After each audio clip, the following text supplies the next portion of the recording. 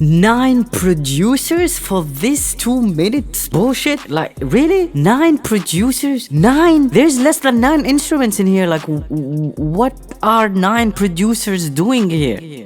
What's up, everybody, and welcome to the Beats Authority. In this channel, we review albums from a producer point of view, and today we are reviewing Her Loss by Drake and 21 Savage. So this album has been announced not a long time ago. The whole rollout has been so good.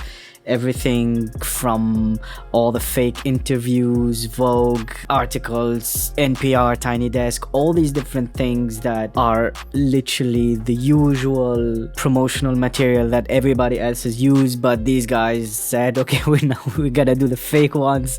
So literally it was actually really well done in terms of production. Like, it looks so real, but at the same time the stuff that they were saying, they were so dumb that it's clear that it's just funny, it's just a joke. Drake is honestly one of my favorite artists ever and rappers ever, and 21 Savage is not on my top, but I have to say every time he is in a feature he kills it. I don't think his discography impacted me personally that much, but them together, it has to be fire. So let's see what they have to say in this album. Okay, so the intro is cool. I'm not like crazy about it. This is maybe something personal to me, but I love intros. I love something that lays the ground for what's gonna happen, dresses the red carpet, especially in albums like that. This is like high level shit. Here I think it's missing. The song is literally in 3 parts. The first part is cool. It's not bad, but it's nothing crazy. I really don't like the snare in it, the snare mixed with a clap or whatever that was. The second part, the break with Drake having this singing over the beat switch and everything became slower. Okay, that was kind of hold your breath for the third part. That was insane, serious. And the way Drake starts with like singy stuff over a super hard beat is really unusual, and I really like that. Also, I really like experimenting with beat switches, with different type of arrangements, and like not following the rules of how things should be, and this is a great example of that. Like, literally there are 3 songs on this song. Major Distribution had a little cute intro by Drake. I think is just to mislead us to something and then slap us when that insane beat drops. Shout out Skip on the beat. This is definitely not a skip. This is hard.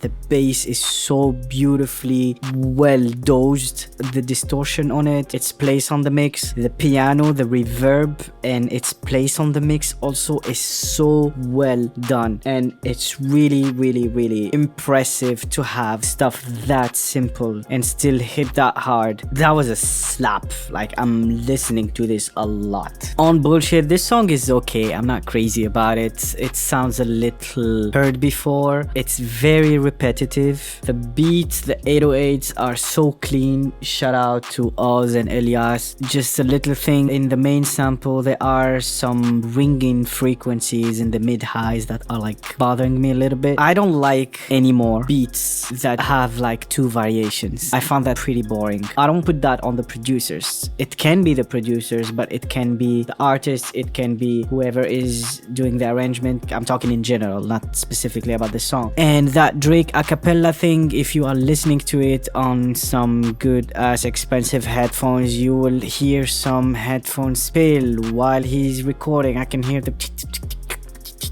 so they're recording with the beat on, and then while they're making the arrangement it becomes a cappella part. I just don't want to accept that from people at this level. Backoutsideboyz, the sample is really beautiful. The synth that they used here is amazing. It is co-produced with Taz Taylor from Internet Money and Lil Yachty. Really love the sound design. I really love the auto pan left and right in the main sample, how it goes up and down an octave. That's a very classic thing to do. It really works well here. It's nice, it's beautiful, it's straight to the point, and the overly distorted but yet to the point 808s is really cool. It feels like you're outside a club, like that type of distortion from like the walls and the doors shaking outside. Privileged Rappers, this one is a skip for me. I would not listen to this. I mean, it's cool, but no. I mean, no. It's the beat, actually. I just find it very boring and very energy dragging. Spin Bout U, it sounds a little old, to be honest. Sounds a little boring to me. The hi-hats are doing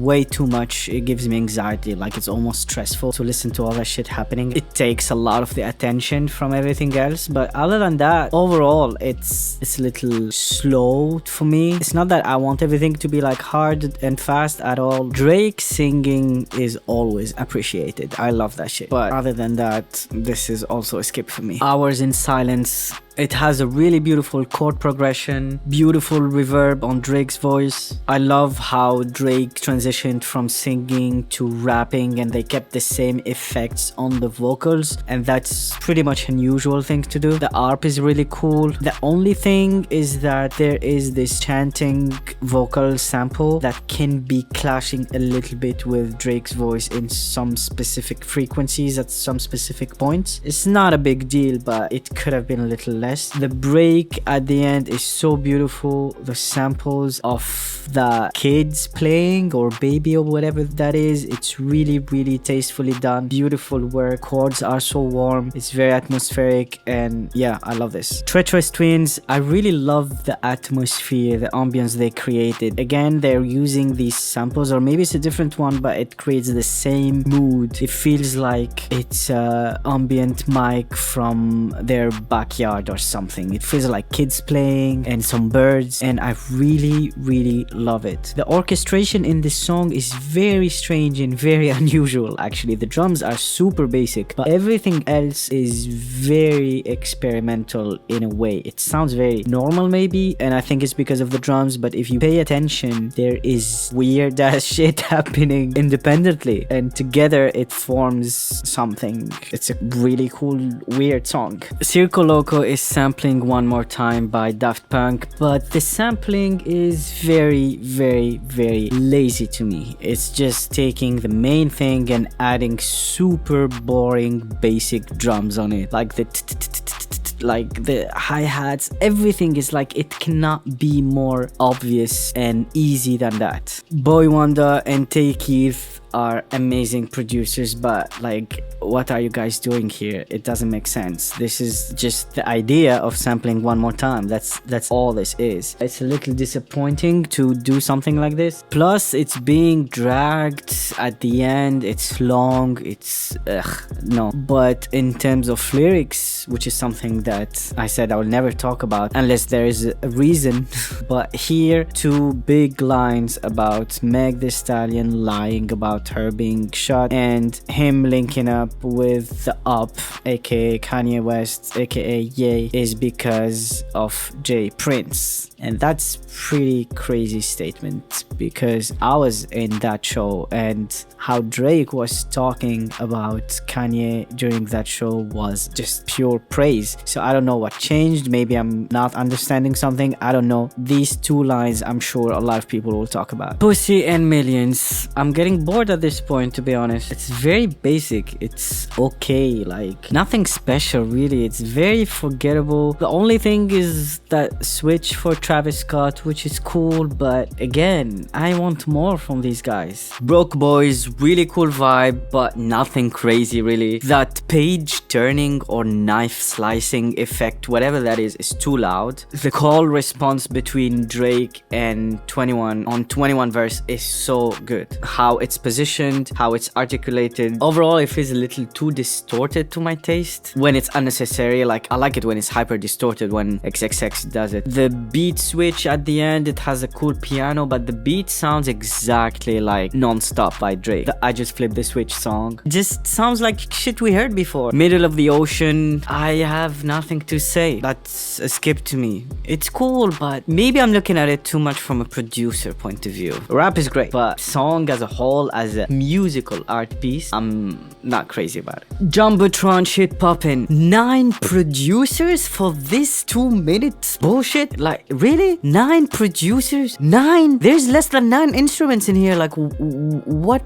are 9 producers doing here? It's so underwhelming, especially for 9 producers. Honestly, the song is okay, like, it's not bad, but come on, 9 producers for Drake? This is it? Plus, it's so distorted, so compressed. That's pretty disgusting. I don't like that sound, sorry. Again, I like it in a context. In a song like this, it doesn't make sense to me. More M's, really cool vibe, but that's it. Yeah, that's it, really. That's it. 3 a.m. on Glenwood. I really like this exchange of cultures almost, where 21 is hopping on a very early Drake type beat. This could have been on one of early Drake mixtapes, and I really like 21 on this type of beats, actually, surprisingly. I guess it's Fuck Me. It's a cool ambient song. The vocal production is really cool, especially at the end. In conclusion, so okay, here now, this is a reminder that my focus is production. It's not the level of rapping. That is excellent, no doubt about that, in this album. It's a cool album, but I don't expect cool from these guys. I expect fucking revolutionary. I know, we know, everybody knows that you know how to make a rap album, that you know how to make good, that you know how to make excellent, that you know how to make great, but now we need more from you. I need more from you. I don't want you to be stuck in the same level. Like, you proved all of that shit already. Now I expect something revolutionary, honestly, something new, something wow, what the fuck is this? This is hot take, but I honestly prefer Honestly Nevermind to this, because there is so much more effort in the production. This sounds lazy, and any song from here could have been in a lot of other Drake albums. Any of these songs I could place in different Drake album. Any of them. There is none of them that sounds like, oh shit, this is Drake coming up with a new sound. And that's something that you cannot deny about Kanye West, about Ye. Every fucking drop he makes is a whole new sound. He shifts completely his sound, the whole musical landscape, hip-hop culture, all of it. Kanye does set the rules and does not stay stuck in one single thing. He keeps making again and again and again, and this feels like that now. It's just very predictable and heard before. And speaking of Kanye, I know they have beef and shit, and unfortunately the word is never, maybe, I hope we will see a Kanye Drake collab album. That is needed, but for the art. But on a personal level, I don't think it will ever happen. I really think Drake reached the limit of his excellence because of the producers that he's with, that are all great, no doubt about that, but it's the same thing. That's all I have to say about Her Loss. Let me know what you guys think about this album. Did you like it? How would you rate it in comparison to Honestly Nevermind? This channel is slowly growing. I really appreciate the numbers are going up every time. The feedbacks, the comment section is getting more lit every single episode. So thank you very much for listening, and please subscribe, like if you like, dislike if you dislike. See you next week. Peace.